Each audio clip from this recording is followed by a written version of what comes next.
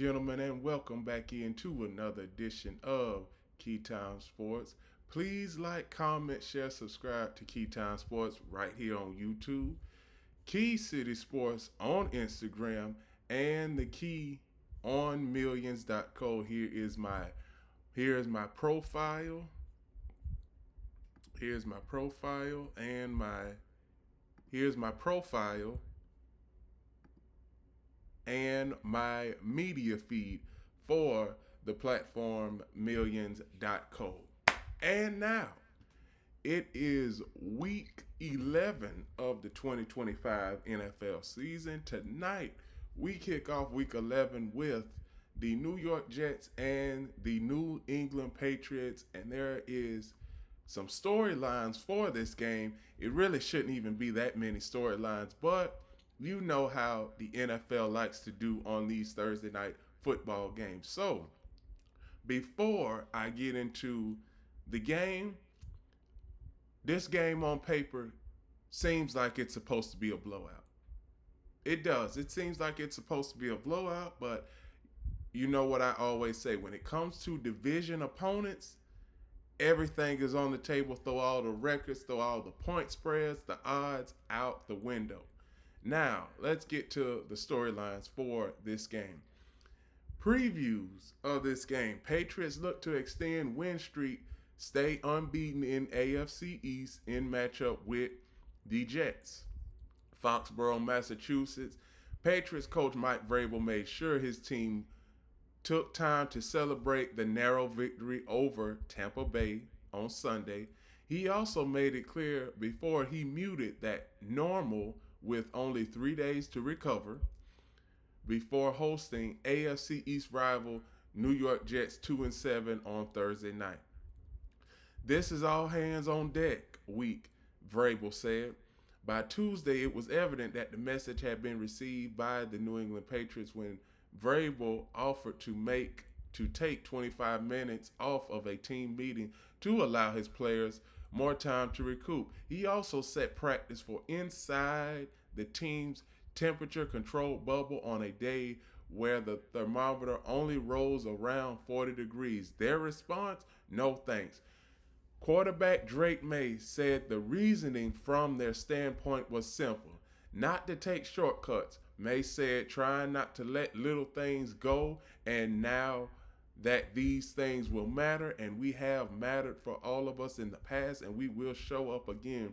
We're trying to make it hard to play up here in December and late in the season. I think we have the advantage, so we're just trying to embrace it. Like I've been saying throughout before the season started, I said that the Patriots were a dark horse to make the playoffs, and with a win tonight, they'll be 9-2, prime position to make the playoffs. And I do believe that they are going to make the playoffs. My credibility for my shows is gaining traction every day because last season I said the Broncos would make the playoffs. The Broncos made the playoffs. This season I said the Patriots were a dark horse to make the playoffs, and the Patriots are in the process of doing that. So now let's get back to the storylines at hand.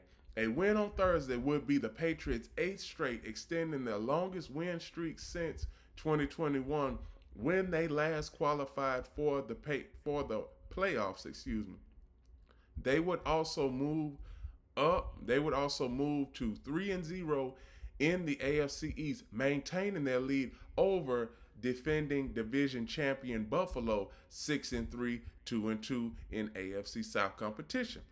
But after an 0-7 start to start the season, the Jets have shown progress over the last 2 weeks, sandwiching a bye week in between, back-to-back wins over Cincinnati and Cleveland. Though Coach Aaron Glenn said that this week isn't about trying to post the Jets' first 3-game winning streak since early in the 2023 season, I don't care if it's 3 games. I don't care if it's 1 game. We just want to win, he says. And the more you win, the more confident you become. You get players, the more confident you get as a team, and that's the only thing that we care about. Stepping up, the Jets will the Jets will be without star wide receiver Garrett Wilson on Thursday night. Putting them behind the chains already. They already down a score or two without Garrett Wilson on the field. That's how I look at this. Because of a knee injury that could sideline him for a few weeks. Wilson missed the first two games of his career after initially getting hurt his right knee before returning last week.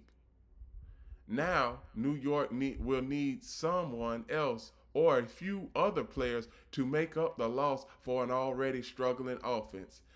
Adonai Mitchell, acquired from Indianapolis in New York's trade of Sauce Gardner, was inactive last Sunday but could make his Jets debut at New England. John Mechie III, another trade deadline acquisition, is also on the active roster, as are Tyler Johnson, Alan Lazard, Aaron Smith, and Isaiah Williams. I mean, it's tough, but it is what it is, quarterback Justin Fields said. Not of having Wilson. There's going to be guys out there have opportunities to make big plays, but it's definitely tough when one of your best guys on offense is out. But like I said, it's an opportunity for some other guys to go and come in and make big plays. Big play threats in this game with running back Rahamdre Stevenson. He has a toe injury, and wide receiver Keyshawn Boutte with a hamstring injury, both out last week against Tampa Bay. The Patriots needed someone to step into the playmaking role. Rookie Travion Henderson and wide receiver Kyle Williams answered the call. Henderson scored on runs of 55 and 69 yards, and Williams added a 72-yard touchdown reception. It's also a new quick score dimension to New England's offense. Just making big plays just makes it easier on the guys up front, May said. It's hard to get explosiveness in this league, and this is what you want to make drives shorter just to get the ball in their hands, make in space, and then they'll make something happen. Shouldering the load, Breece Hall has factored in the winning score of the Jets' two victories this season. Against Cincinnati on October 26, Hall rushed for 133 yards and 2 touchdowns and threw the game-winning TD pass. In New York's 39-38 win last Sunday, fourth-year running back took a screen pass from Fields' 42 yards for the go-ahead score in the 27-20 victory over the Cleveland Browns. Hall had 125 total yards against the Browns. The Browns accounted for 74% of the Jets' 169 net yards. Hall 125 total yards against the Browns accounted for 74% of the Jets' 169 net yards. He's the only player to account for at least 74% of the team's offense in a win, and he has done it twice. He's the man, Phil said. It's simple. He's the man. Big Mac. Will McDonald reestablished himself, as a pass rushing force last week with a record time performance. The Jets' 2023 first round pick joined Mark Gastineau twice and John Abraham as the only players in franchise history to have 4 sacks in a game. McDonald, who had a career high 10.5 sacks last season, has 7 this season in 5 games, and 5 in his last 2 games. I have been relentless since the beginning of the season, he said. Nothing wants to stand in front of you. If you keep being relentless, eventually they're going to move you out of the way. For me and the team, that's all we need to keep doing, and we'll be just fine. So now, storylines are done. Point spread. Let's get to this point spread right quick.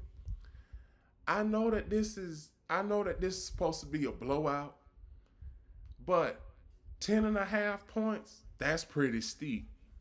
And also, these are two divisional foes.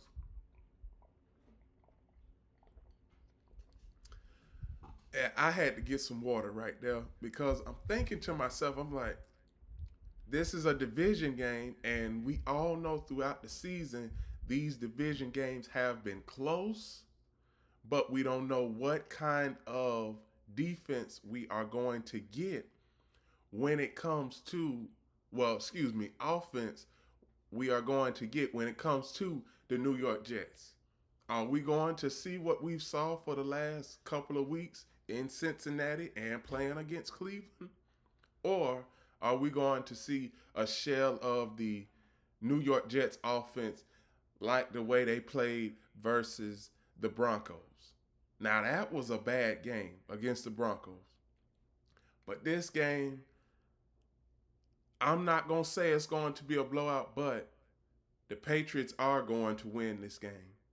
They are, because the Patriots are back. I can say that the Patriots, after a 3-year absence from the playoffs, the Patriots are one of the powerhouses in the NFL now. Drake May is doing pretty good. You got a good defense. You got good running backs, good tight ends, good wide receivers. The Patriots are back, and the Patriots are in the same conversation with the Colts, the Patriots, and when it comes to the Broncos. And we can't forget about the Kansas City Chiefs. Those are the four teams. Don't Well, like I said, I got the Kansas City Chiefs as a de facto powerhouse because over the last 6 years, the Kansas City Chiefs have always been in the thick of things, coming down to the last few games of the playoffs and going to the Super Bowl. So I don't expect it to be different. So congratulations to the New England Patriots regaining relevancy and becoming a playoff contender. Man, the Patriots are ahead of schedule. I said in about maybe a good 2-3 years, but Mike Vrabel, he's done a good job. And Mike Vrabel, he knows the blueprint. He knows what Robert Kraft wants. He has played in the Patriots system way back in the day, back in 2006, 7, and 8. Vrabel played for the New England Patriots. So he's done a good job. The New England Patriots should put the New York Jets to bed, but it's a division game. So this game may be close when we get to the fourth quarter. But the next game I am going to cover is the Washington Commanders and the Miami Dolphins. This game is happening over in Spain. I don't know what I'm going to see from the Washington Commanders. Jaden McDaniels is out. We don't know for how long. Marcus Mariota, he's came up in mop-up duty. He hasn't been doing much. And the Washington Commanders defense is they've given up 30-plus points 3 times throughout the season, and they've given up 40-plus points multiple times twice this season already. You have a rejuvenated Miami Dolphins offensive line. You got Tua Tagovailoa pretty much playing some good football in the second through fourth quarter. But when it comes to the first quarter, he throws a pick here or there. Now, this is the type of game where if I'm a betting person, a betting man, which sometimes I am, I would stay away from this game because the Miami Dolphins, they can play down to their competition. and the Washington Commanders can somehow luck up and win this game. Now, do I see the Commanders or Dolphins making it to the playoffs? No, because as it is right now at 9:15 a.m. November 13th, the Washington Commanders have a 3% chance at making the playoffs. And guys, can you put that up for me? For the Miami Dolphins, they have a 1% chance at making the playoffs. So this is going to be maybe one of the so-called worst games. Not going to have that much excitement with the game. It's over in Spain. It's the early morning game, 9:30 a.m. So you're not going to have too much when it comes to this game. So I got the Miami Dolphins winning this game because I don't know what I'm going to see from Marcus Mariota at all. The next game I'm going to cover is the Carolina Panthers and the Atlanta Falcons. Now the Atlanta Falcons, they are 3-6, currently on the outside looking in. More than likely, the Atlanta Falcons have to win out and hope 4 other teams lose 3 of their remaining 6 games in order to even be afloat in the playoffs. Now the Panthers in this case, I don't know if Bryce Young is starting, but he should start. Most of Bryce Young's career wins have came against the Atlanta Falcons. Bryce Young has 9 career wins in the NFL. 8 of them have came against the Atlanta Falcons. No matter if they are at home or if they are on the road. Carolina, they have a way of beating the Atlanta Falcons, but I don't think the Carolina Panthers are going to beat the Atlanta Falcons in this game. Now, check it. Michael Penix Jr., he's had 9 touchdowns, 3 interceptions. Bryce Young, 11 touchdowns, 7 interceptions. But this is going to be one of those close games. Now, early in the season, Carolina, they blew out the Atlanta Falcons 31-0. That will not happen twice. The Atlanta Falcons will win this game. They will be 4-6. You will have the Panthers at 5-6, and everything in the NFC South will start to get interesting when it comes to the Panthers and the Falcons, because the Panthers and Falcons, they can fight for that last wild card spot, but there are maybe 5 or 6 teams fighting for that last wild card spot in the NFC right now. In the NFC. So I got the Falcons winning that game. The next game I'm going to cover is one of the big games on the early slate. Now, what I'm going to tell you is Tampa Bay and the Buffalo Bills, they are on the same trajectory. They are. Tampa Bay, they already have Mike Evans out. We don't know when he is going to come back. Emeka Egbuka is the glue for this wide receiver core now. I expect him to have a big game. As far as the Buffalo Bills, who outside of Khalil Shakir, Keon Coleman, James Cook, and Dalton Kincaid, who outside of those 4 players are going to step up? Because let me tell y'all something. In the games that the Bills have lost, James Cook hasn't had his usual yards. Dalton Kincaid hasn't had his usual yards. Keon Coleman has been missing. He has been MIA for the last 3 games. And you have Dalton Kincaid as your leading receiver. But his position is being a tight end. Now that is bad when you have another position as your dominant receiver. But the Buffalo Bills, they have been able to ride the ship and make do with what they have. But Buffalo Bills will not win the AFC East this year. They won't. The Patriots, they have a 2-game lead right now, and with the Patriots winning tonight, that'll be a 2.5-game lead with 6 games remaining. Yes, 6 games remaining. And the Buffalo Bills, I believe that they are in a spot where over the past 5 years, the Buffalo Bills have won the division around week 12 or week 13 with 4, maybe 5 games left in the season. And now you get a team like the Patriots, who has been the last couple of weeks, have been one of those teams to be not just a playoff contender, a Super Bowl contender. Obviously, the Tampa Bay Buccaneers are also a Super Bowl contender. You have 6 teams in the NFC with at least 6 wins or more. So there is so much parity in the NFL.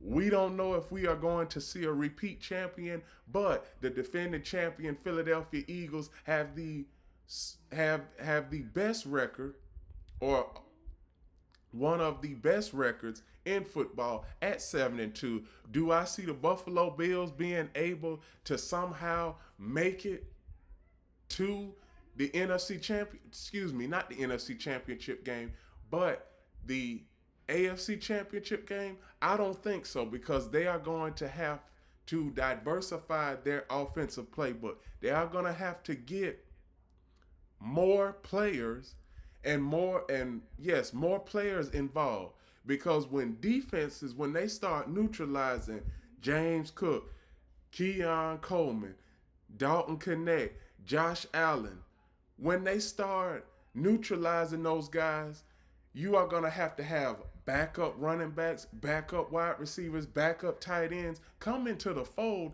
and make some big plays. But you haven't depended on those guys all season. So the Buffalo Bills, they are caught in between a rock and a hard place. Now, I got the Bills winning this game, but you don't know. You don't know what you're going to get from the Buffalo Bills in the playoffs. You just don't. The next game I am going to cover, the Houston Texans and the Tennessee Titans. Now, the Tennessee Titans are, quote unquote, the worst team in the NFL. I'm not going to do a deep analyzation on the Titans.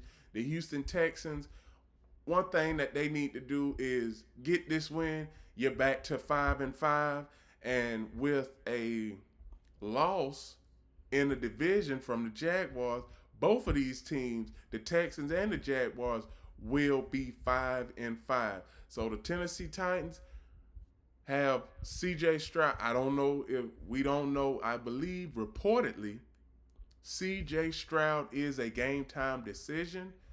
David Mills, he played in the last game versus the Jaguars and won. So the Tennessee Titans, I don't have no hope for them for the rest of the season. 1-8, worst team in football. They are projected to have the first round pick, the very first pick in the first round. And what do you do with that first round pick? Do you trade down to get a wide receiver or a running back? Because that's what the Titans need. They need a wide receiver, a running back, and they need more defensive players. The Houston Texans should win this game. Go on ahead and win this game so you can still have a chance at making the playoffs. The next game I am going to cover is the Chicago Bears and the Minnesota Vikings. The Minnesota Vikings, 4-5, have only won one game at home all season. You have the Chicago Bears, who are 6-3, best start in 15 years. Last time the Chicago Bears started 6-3, they made it to the NFC Championship game in 2010, facing the Green Bay Packers. Now I know that was so long ago. If you don't believe me, you know you could go back and go back to YouTube or wherever. You can look it up on TikTok and see where the most recent NFC Championship game that the Chicago Bears were in was the 2010 NFC Championship game. But that's nor here nor there. I believe that even though Minnesota has struggled at home, I believe that the Minnesota Vikings do win this game, but I would not be surprised if Chicago finds a way to go into Minnesota and win. As of right now, the point spread, the Minnesota Vikings opened up as a 2.5 point favorite. Now they are a 3.5 point favorite. The Minnesota Vikings season is hanging by a thread. If you lose this game, you're 4-6, and the Minnesota Vikings have a tough remaining schedule for the Chicago Bears. Chicago Bears 6-3. You lose this game, you're 6-4. You still have a chance at making the playoffs, but I would rather be 4 games above 500 heading into the gauntlet of my schedule if I'm the Chicago Bears. That's what I would want to do. But the Minnesota Vikings, hopefully they win this game and be 5-5. The next game I'm going to cover is the Green Bay Packers and the New York Giants. Jameis Winston is going to be the quarterback for the New York Giants. We got famous Jameis Winston in the house when it comes to being the New York Giants. Now, when it comes to Jameis Winston, he is just he always has a big smile on his face, happy to be a quarterback, happy to be in the NFL. And let me tell y'all something. Jameis Winston, even though he was a bad quarterback in Tampa, in the last 2 stops, when it comes to the Browns, he was undefeated when he played with the Browns last season. With the New Orleans Saints, he was undefeated when he played with the New Orleans Saints. So he is a competent quarterback. He is a competent quarterback, everybody. He is able to throw the ball and go back and make touchdowns and make those throws that you need. But against the Green Bay Packers, I don't know what we're going to see from the Green Bay Packers. So this game, even though it's a 7.5 point spread, I believe that this game should be a little bit more closer because you don't know what type of Green Bay offense you are going to see. But I am going to predict the Green Bay Packers win this game because New York Giants, they have an interim coach, Mike Kafka. You don't know what the New York Giants are going to do from a schematic basis when it comes to the offense. So I got the Green Bay Packers winning this game. The next game I'm going to cover is the Cincinnati Bengals and the Pittsburgh Steelers. Now the Pittsburgh Steelers should win this game. They are a 5.5 point favorite right now. Defensively for the Pittsburgh Steelers, we need them to step up on a consistent basis. We do. Need them to step up. Cincinnati, you're 3-6, have an outside chance of making the playoffs. I seen Joe Burrow come back to practice earlier this week. Now, when we come to the Pittsburgh Steelers, we see where, when it comes to Aaron Rodgers, he is pretty much, relatively average.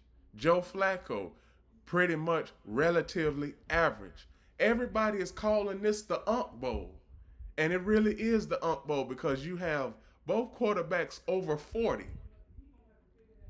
All of the all of the 40-year-old, all of the 40-year-olds that will be watching this game is dedicated to everybody that is over 40. But who do I have winning this game? I have the Pittsburgh Steelers winning this game because I believe that the Pittsburgh Steelers and the Baltimore Ravens are on the same trajectory, and it will come down to the last game of the season when it comes to who will win the AFC North. So I got the Pittsburgh Steelers winning this game. The next game I'm going to cover is the LA Chargers and the Jacksonville Jaguars. Now, everybody is saying that there is a Trevor Lawrence problem with the Jacksonville Jaguars. What I am going to say is that one thing about the Jaguars is they show progress for 2-3 weeks, and when it comes to Trevor Lawrence, he can have a 2, maybe 3 game span where he doesn't throw interceptions, and then he has pretty much, I'm going to say, a below average game like he did versus the Texans, and then all of a sudden we call everything, well, the media calls everything that the Jaguars are doing in question. Trevor Lawrence, he is on his 3rd year of a 5-year, $275 million contract. So, the only reason why he got that contract was because of the playoff win that he got 3 years ago versus the Chargers. But now, we get to a point where, and I am going to show y'all the current playoff picture right now. Current playoff picture right now. Let's see. The current playoff picture right now in the AFC is you have the Colts 1, Broncos 2, Patriots 3, Steelers 4, Chargers 5, the Bills 6. You have the Jaguars 7th, and then look and see who's at number 8. The Chiefs. The only reason why the Jaguars are ahead of the Chiefs is because the Jaguars beat the Chiefs early in the season. So now, if the Jaguars lose this game, they have a 26% chance at making the playoffs. If they win, they have a 57% chance at making the playoffs. Now let me shift back on over to the point spread. Point spread is 2.5 for the Chargers in their favor. When it comes to the Jaguars, Travis Hunter is already out for the season. Travis Etienne. He hasn't had a 100-yard rushing day in about 3 games. Brian Thomas Jr., he knows what he has to do. The Jaguars, they know what they have to do.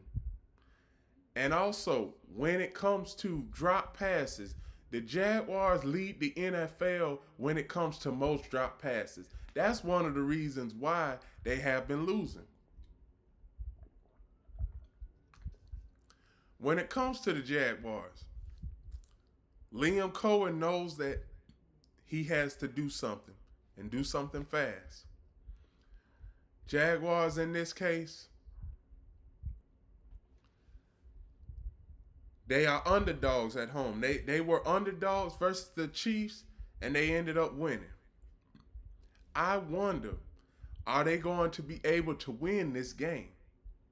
Because, and I do mean this, because when it comes to the Jaguars' remaining schedule, now the Jaguars' remaining schedule is not really that tough when you see, because outside of playing Indianapolis twice, Denver, They play the Chargers this coming Sunday. Who else tough do they have on their schedule? I mean, you have Tennessee, but they are the worst team in the NFL.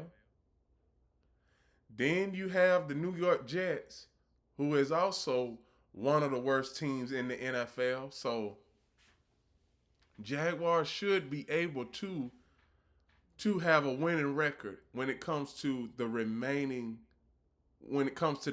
schedule. They have 8 games left. They should be able to win at least 8 games. They should be able to win at least 3 or 4 of the 8.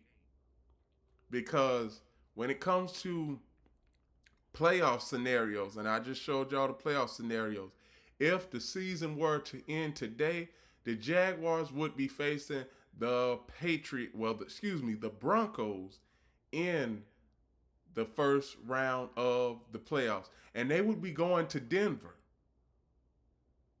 But let's see. Let's see, there is so much that can happen in these last 6 weeks of the regular season. I have the Chargers winning this game.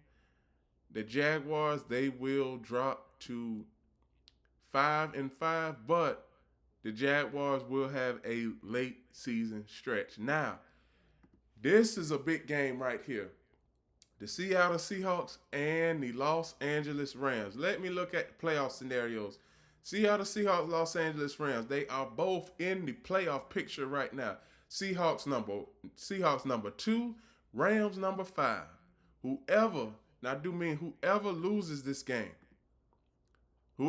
this game, they will not do themselves any favors. They will have put themselves behind the 8 ball. And let me tell y'all, this is the first division game of the season for the Rams and Seahawks. When we look at Matthew Stafford, look at this touchdown to interception ratio.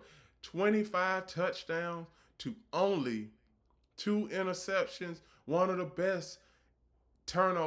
best touchdown to interception ratios throughout the entirety of the season. Sam Darnold, he is also doing his thing with the Seattle Seahawks, and they are tied for the best record in the NFC.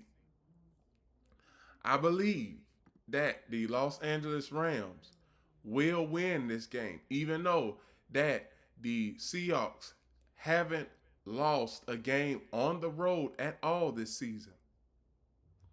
The Rams will win this game. The next game I'm going to cover, another NFC West battle. 49ers versus the Cardinals. 49ers will win this game no matter what. I'm not going to do a deep analyzation of this game. Jacoby Brissett, he is doing pretty good. He has 8 TDs against 1 interception. Mac Jones, 13 touchdowns, 6 interceptions. Christian McCaffrey is the leader in rushing, and he is also the leader in receiving. San Francisco, they have a way of getting these division wins in the most ugliest of fashions, and I do believe that the 49ers will win this game on Sunday. The next game I am going to cover is the Ravens versus Browns. Ravens. I'm not even going to go into it. Ravens. Lamar Jackson is back, and we already know that the Ravens are going to run roughshod over the Browns. Give me the next game. Kansas City Chiefs versus the Denver Broncos. Now, this is the 425 slate, and this is one of the big games in the 425 slate. The Broncos, they've started off the last 5 games, started off slow. The Chiefs, the last 3 games, have started off fast. I believe the Kansas City Chiefs are going to win this game. And 6-4. And the Broncos, at the end of this game, if they were to lose, will be 8-3. So the Broncos would have a 2.5 game lead with 6 games to play. Now the Broncos, they do have to play the Chiefs again in Arrowhead. They also have to play the Chargers in SoFi. And let me give y'all the remaining schedule for the Denver Broncos. Because the Denver Broncos, they have a tough, and I do mean a tough schedule. They have Kansas City, then they have Green Bay, then you have Kansas City on Christmas Day, and then you have the Los Angeles Chargers to finish out the season. But every other game, you have Washington, you're going to beat them. You have the Raiders, it may be close, but you're still going to be able to win that. But the Broncos, if their offense doesn't get off to fast starts in the playoffs, they are going to be in trouble. I got the Kansas City Chiefs winning this game. The next game I'm going to cover, Sunday Night Football. Detroit Lions versus the Philadelphia Eagles. Now, this is going to be a good game no matter what. You got the Detroit Lions and the Philadelphia Eagles. Both teams are spitting images of each other. They are. You got Jalen Hurts, Jared Goff, Jahmyr Gibbs, Saquon Barkley, Amon-Ra St. Brown, Devontae Smith. Then you have wide receivers for the Lions, Jameson Williamson, and you have A.J. Brown. Now, we all know that what has been going on off the field with A.J. Brown. We all know that. But I'm going to keep this as far as the matchup concerned. Detroit Lions, if they keep the game close, they'll have a chance to win, but it's tough to beat the Philadelphia Eagles in Philadelphia. It's tough to beat them at the link. So I have the Philadelphia Eagles winning this game. Would not be surprised if Detroit found some way to win this game, but I have the Eagles winning this game. The next game I'm going to cover is Monday Night Football. My Dallas Cowboys are back after their bye week, and they are playing against the Las Vegas Raiders. The Dallas Cowboys are a 3.5-point favorite. The Raiders, Geno Smith, 11 touchdowns, 12 interceptions. Dak Prescott, 17 touchdowns, 6 interceptions. I expect the Dallas Cowboys to win this game. I do. I expect them to win this game. As far as offensively, Dallas has the better offense. Defensively,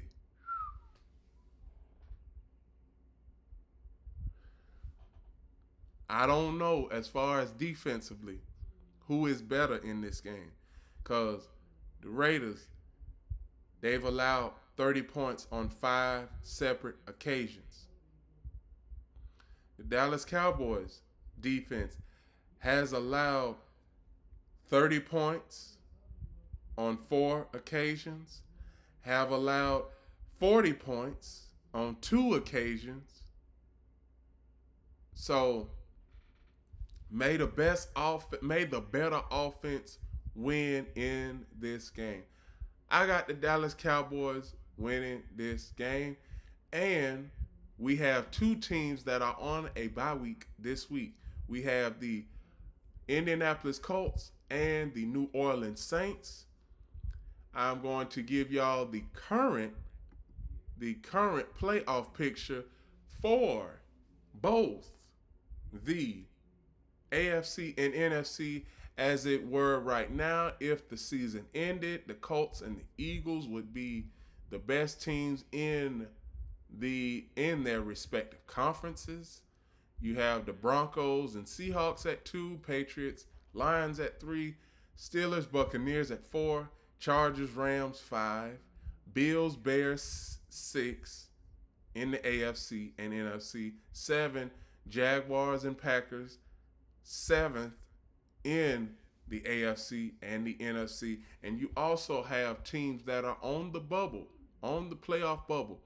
You have the Chiefs, 49ers, Texans, Panthers, the Ravens, Vikings, and you have these last teams down here that pretty much have an outside chance, but if they lose, season is pretty much over with.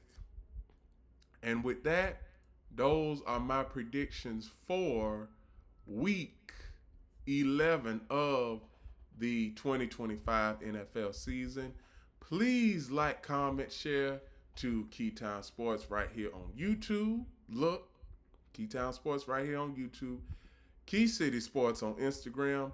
And the key on millions.co. Here's my media feed. Right here. Here is my profile. The key on millions.co. And remember, everybody, one last thing.